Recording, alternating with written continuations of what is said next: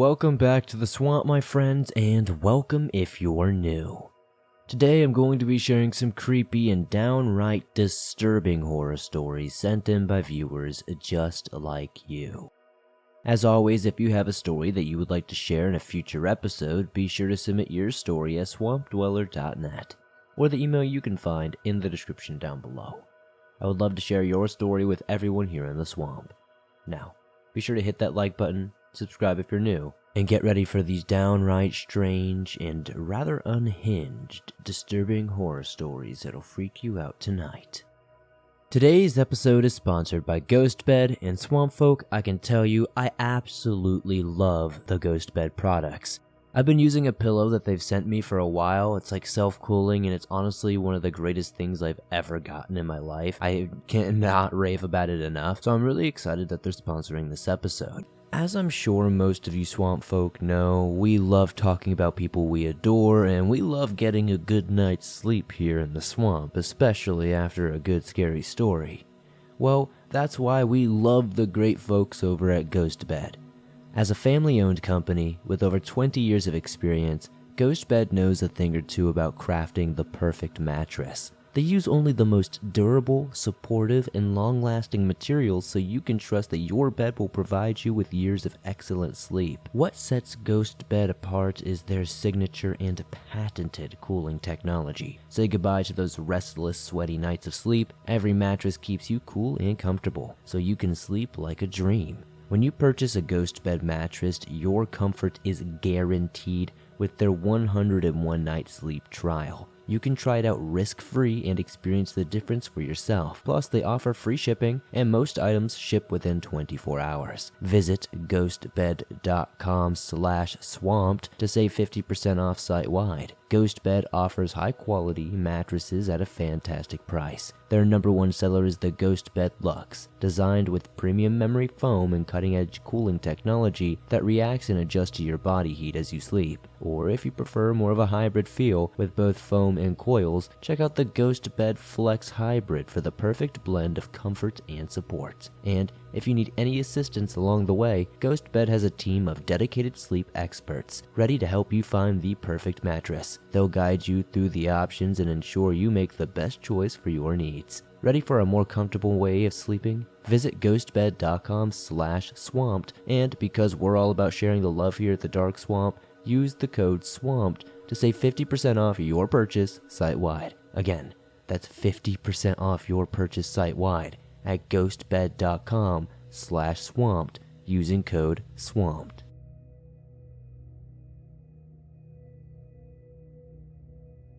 When I was 9 years old, my mom finally bought her first house in 2004.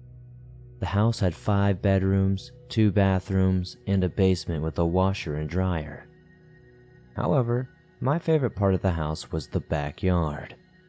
To help you understand our home's layout, a flight of stairs led to the first floor, which had 2 bedrooms and a bathroom. Then you walked 3 steps into the kitchen and living room areas. On the second floor, a flight of stairs led to the first room. After a slight left turn, 3 small stairs lead to my room and my mother's. Next to the bathroom, we also use a small closet to store bed sheets and towels. The second flight of stairs is in the living room, where I saw her on a rainy night. I needed to get some water from the kitchen, but I didn't want to wake my sister, who was sleeping in the living room, so I didn't turn on the light. Standing in the kitchen, I noticed something unusual from the staircase. Initially, I thought it was my mother coming down to check who was in the kitchen. However, I soon realized that she wasn't moving at all. Then, I noticed a person staring at me, but it didn't seem like a typical stare. It was as if they were staring into me or through me in an eerie and unsettling way. She had peeling gray skin with holes where her eyes should have been, and a gaping black hole where her mouth would have been. It was lined with a plethora of razor-sharp teeth. I froze and ran to my sister's room. I pulled the covers over my head and closed my eyes real tight until they hurt. That's when I heard the screams. They were like 1,000 animals all dying at once in the most gruesome way you can think of. It was loud and heinous and sounded like something out of hell. It was terrifying. I thought I was gonna pee myself. I didn't know what to expect, so I covered my ears, hoping it would soon stop. The walls shook, and it felt like the house was being lifted from its very foundation. Unfortunately, it didn't stop there. The screaming would be heard throughout the house, making my body fearless. I thought eventually it would stop or at least calm down, but unfortunately it never did. This went on for months until the house actually burned down from an electrical fire. I saw her walking out of the front door as the house was being put out. She wasn't screaming this time. Instead, she had a simple smile. I matched with a guy on Hinge, and we didn't really get to know each other much before we agreed to meet up. I was okay with this, as usually I prefer it that way, and I had never had a bad experience doing that before. We decided to see the new Saw movie and meet at the theater. When I first saw him, I thought he was so cute and he was definitely my type. I even texted my friend while he was buying our drinks to tell her how cute he was. I was really looking forward to seeing where this night might take us. My partner and I were sitting in our seats, enjoying the movie. However, he started asking me questions about my body that made me feel a bit uncomfortable, particularly about the size of my breast and whether he could touch them. Despite my attempts to put some distance between us, he kept repositioning me closer to him. He was aroused during the goriest scenes, which made me a bit uncomfortable. The movie finally finished, and we were walking to the parking lot. It was a little walk, so it took a couple of minutes to get to where we were parked. On the way there, he was trying to convince me to get into his car, and asked if I had ever been in a Tesla. Now, a little thing about me is that I usually don't have an issue getting in somebody's car. Whether it's to drive to a different destination or just sit in the car to talk for a bit, I generally have good experiences with guys, as they are usually sweet and pretty respectful. That's why I've never had a bad feeling about getting into their cars. However, when it came to this man, something inside me was telling me not to get into his car. It was almost 10 p.m. and the parking lot was somewhat empty. I told him that I was tired and needed to head home. He began walking me to my car, and that's when I realized I had parked in a secluded spot, and this made me rather nervous. We get to my car and he keeps asking me for kisses while grabbing me, and at this point I'm genuinely scared, so I told him just to peck, but I needed to get the heck out of here. I was standing alongside the driver's door, so he pressed himself against me, with his arms holding on to me. I tried pushing him off, but he wouldn't move. And then he finally did it. I told him again, I really need to go, but he started saying please, just go with him to his car, and how he needs this. I was honestly terrified, and was still trying to be nice, so I gently shoved him down, shut him down, and got into my car and drove away. Still, as I was starting to get in, he tried to force himself on me again, and I don't know how I was able to get him off, and I just somehow did it. When he began walking to his car, I immediately drove off in fear that he would follow me or something. I just cried the whole way home.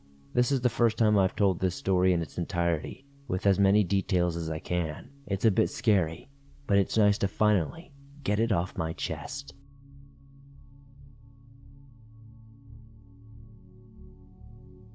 This incident happened to me in my early teen years, sometime around 13 or 14 years old. It has been quite a while since then, as I'm 21 now, so some of these details may not be very fresh in my mind. For context, I grew up in a regular house with 2 floors, upstairs and a basement, with my older brother Luke, who is 3 years older than me. He was around 16 or 17 at the time of the event. I'm not sure if it was just our imaginations or if there were unexplainable events going down. Luke and I frequently spotted strange things in our house, including ghostly figures and shadowy apparitions. Luke and I often witnessed strange things happening. We would see an old woman singing in the rocking chair in the living room, but when we would tried to confront them, they would always disappear into thin air. Additionally, we both saw shadow figures out of the corner of our eyes. The basement was the worst, and we avoided going down there alone at all cost. The atmosphere gave us chills as if we were not alone. It's worth noting that neither of us had any mental health problems, and we still don't. We used to share our experiences with our parents, but they would often dismiss them as just our imagination. I mean, I couldn't blame them, as for a long time I thought that Luke's and my fears were feeding off of each other. However, on this particular night, I know what I saw plain and clear. This was not my or my brother's imagination. Previously, the things we would see would be very quick appearances, disappearing rather quickly, to the point that I had to question if I had really just seen that. However, this night was different entirely. My family and I had just sat down to watch a movie together. We did this often on the weekends. Anyway, before we started the movie, I got up to go to my room to grab something. I don't quite remember what I was getting. My room was just down the hall from the living room where we would be watching the movie, and when I opened the bedroom door and walked in a few feet of my room, I stopped dead in my tracks. Standing in the middle of the room, looking directly at me was, well, me. It wasn't like a solid person. It was more like a ghostly apparition. You could tell it wasn't a real person. She was just standing there, looking at me with this wide grin, unblinking, unmoving, unwavering. I remember being frozen in fear. I couldn't even scream or make a peep. I was looking at an apparition of myself. She wore the same clothes I had on in the moment, and everything about her looked just like me. I'm not sure how much time passed. It must have only been a few seconds, but it felt like several minutes, when out of nowhere, this apparition ran towards me, breaking the several feet of distance we had between us. At this point, I had regained control of myself and began turning away, about to run, but she reached out very quickly and ran right through me instead of stopping. I spun around, and she was gone. At this point, I just sped out of my room and shut the door, not even grabbing whatever I had gone in there for. I didn't even say anything to my parents or brother. I just sat on the couch as they played the movie. You can bet I didn't pay much attention to that movie though. I just was petrified the entire time. Of course, I never told anybody about what happened until now, and I still slept in my room that night, even though I was absolutely terrified from the experience hours prior. For quite some time after that night, I was always afraid of my room, and I always kept my door open when I was there for quite a long time after. I was terrified I would see that apparition of myself again.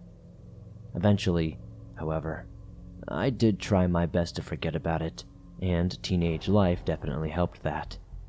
It never did happen again, so I figured I could tuck it into an encounter of the back of my mind. Since that experience, I've been fascinated with the paranormal, albeit still a little scared of all things paranormal, but fascinated nonetheless. It wasn't until recently that I was listening to one of the earlier videos on this channel. Some of the stories were about doppelgangers, and they had me thinking about my own experience. I had never considered what I saw as maybe a doppelganger, but I've been doing some research recently and wonder if I did maybe see it. If anybody has any ideas, definitely let me know in the comments.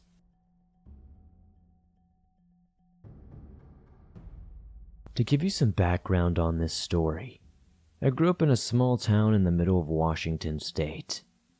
The town has a population of around 850 people, which means that besides a yearly parade, there isn't really anything going on, and it's kind of a dead-end town.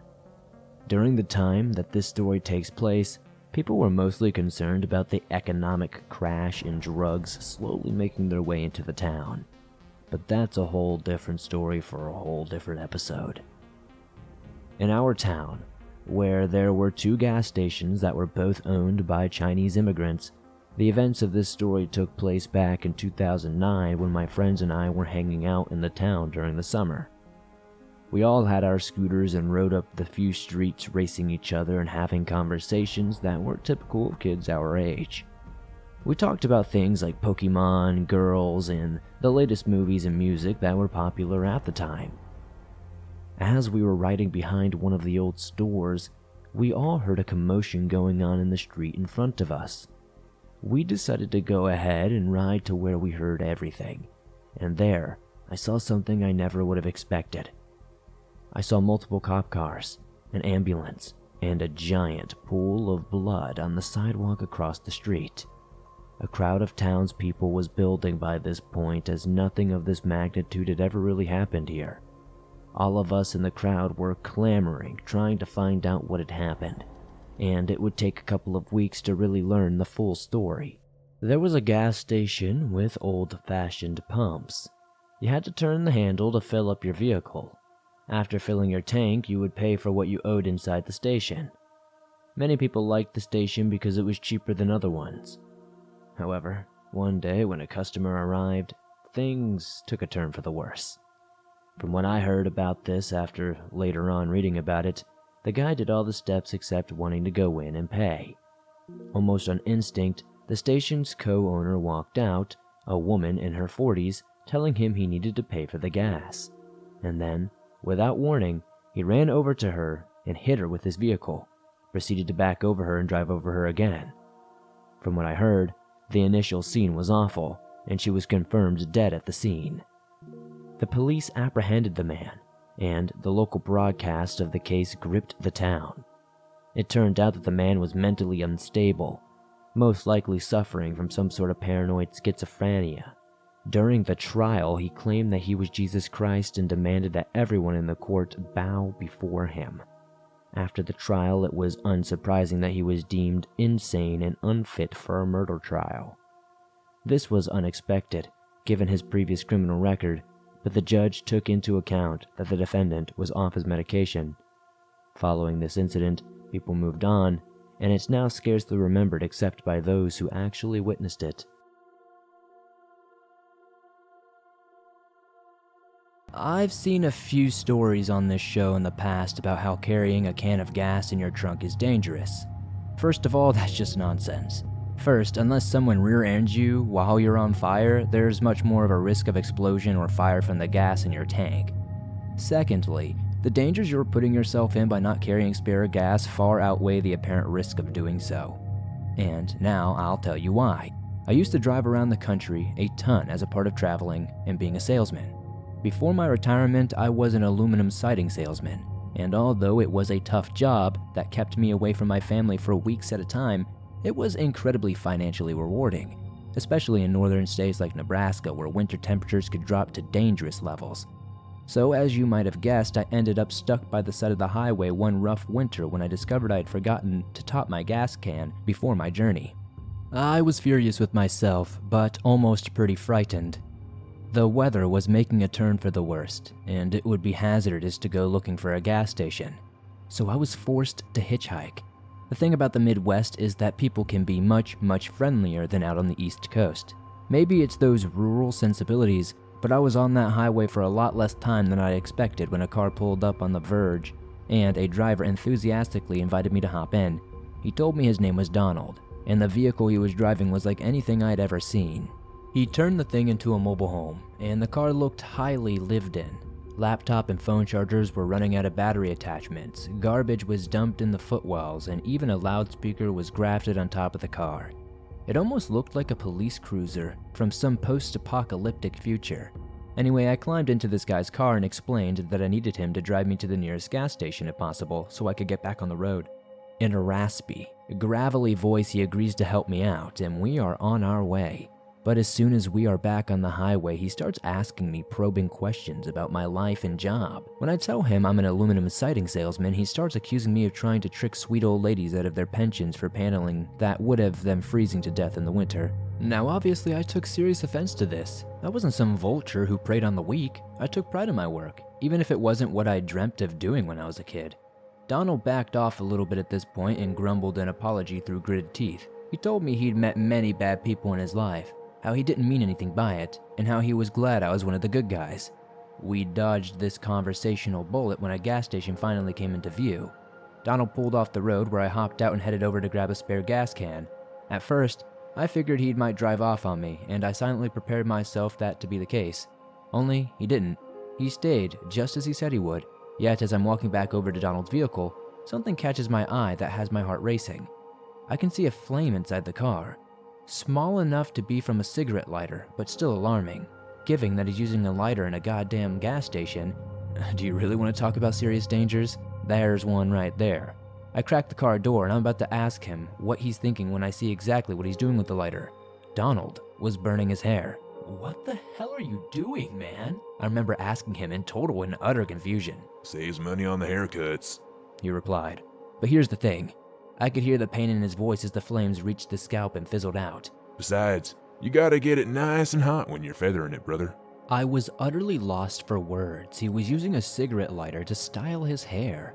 So I asked him again what he thought he was doing, using a lighter at a goddamn gas station. He snapped back at me, but I asserted that I was holding a freaking gas canister in my hand and he should put that thing away before I got back in.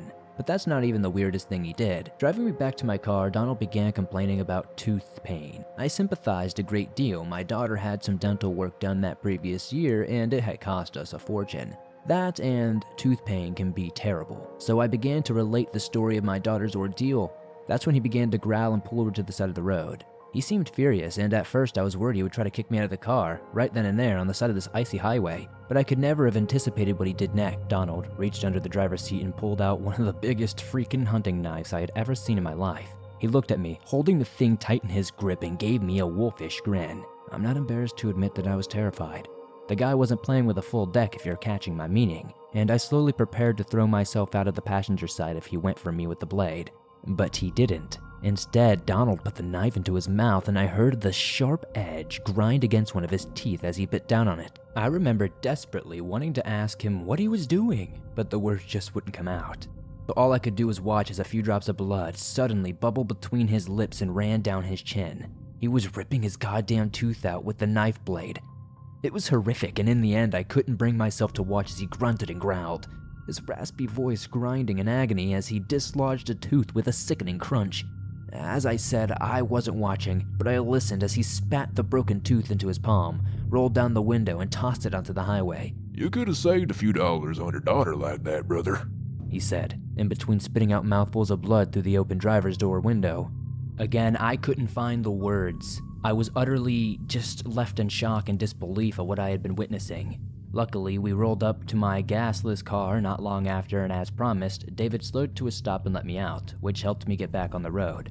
I thanked him genuinely, and all he did was let out his horrifying gravelly laugh. It sounded genuinely evil, but I don't think he was meaning any harm.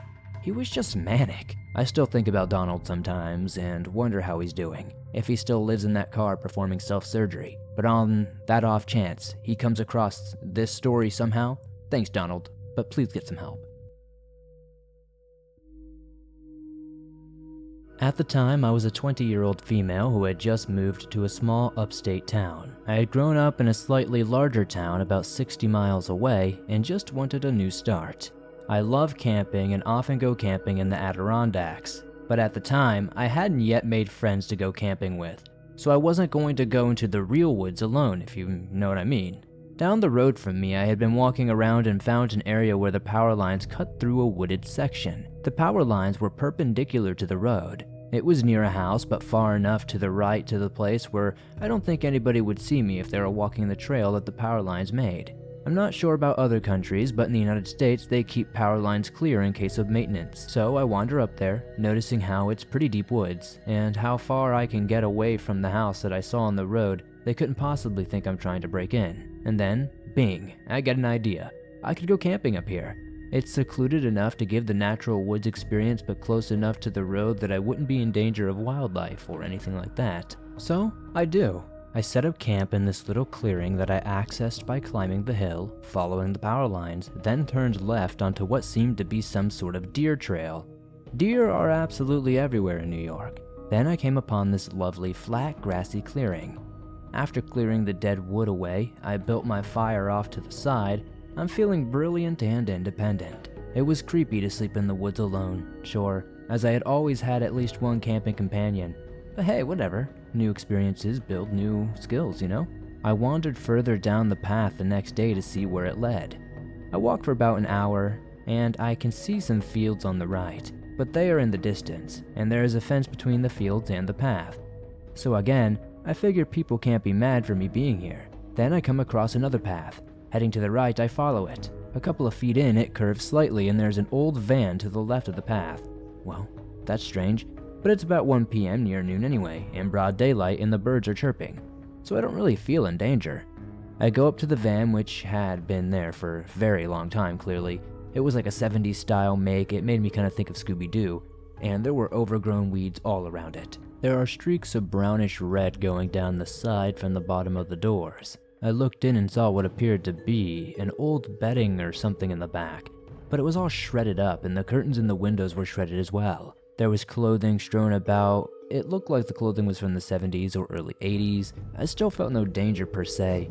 Snickering at the terrible fashions back in the day, I continued along the path for a short time, until I finished rounding another slight bend. I stopped dead in my tracks. Finally, my reptile sense went off, or whatever you call it.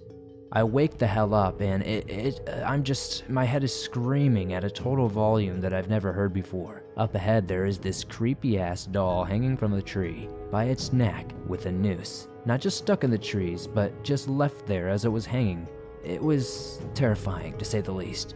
To the right of it, though, there was this huge cage-like structure, easily big enough to hold a full-sized human. It seems to be made up of pipes and other long metal objects, just welded together. Some were up, some were down, some were across, and the squares they made weren't big enough to fit my head through, let alone anything else. Not that I tried, anyway. It had 4 sides and a ceiling. It had other creepy-ass dolls hanging from it. It also had reddish-brown stains running down the sides, just like the van. Further behind it in the distance was a rundown house. Creeped out as hell, I just turned tail and ran. I am not a runner by any means. I am a chunky girl, and I have smoked for more than 6 years, and I do not run. But I ran that day. I don't even remember the run, and I remember coming up upon my campsite, grabbing my tent in one swoop as I ran past. Luckily, I had put all my things into the tent. Ripping it out of the ground as I continued running, I left my cooler, my food, and all that stuff behind. I never went back for it either, and sometimes I kind of feel bad about that though. I dropped the tent stakes along the way and had to repair rips in my tent. I tore down that hill. I'm still surprised it didn't break my neck or ankle. Jumped in my car and sped home. I locked all my doors, then paced my house going, what the hell, for hours. It's been 11 years since that incident, and even typing it now makes my hands shake. I currently live almost 1,400 miles away, but I still made sure my doors were locked, and they are. The crazy thing is I wasn't even that deep in the woods. Maybe in the 1970s it would have been, who knows. As it stands now though, people live within a short walk of this place. And no, I know you will ask, I did not call the cops. I can't articulate why. My best analysis looking back is that I didn't want the creep to find me. I should have probably called them at the very least. You are probably right there. I hope it was an old crime scene and not some sick man who still keeps people in cages in the woods.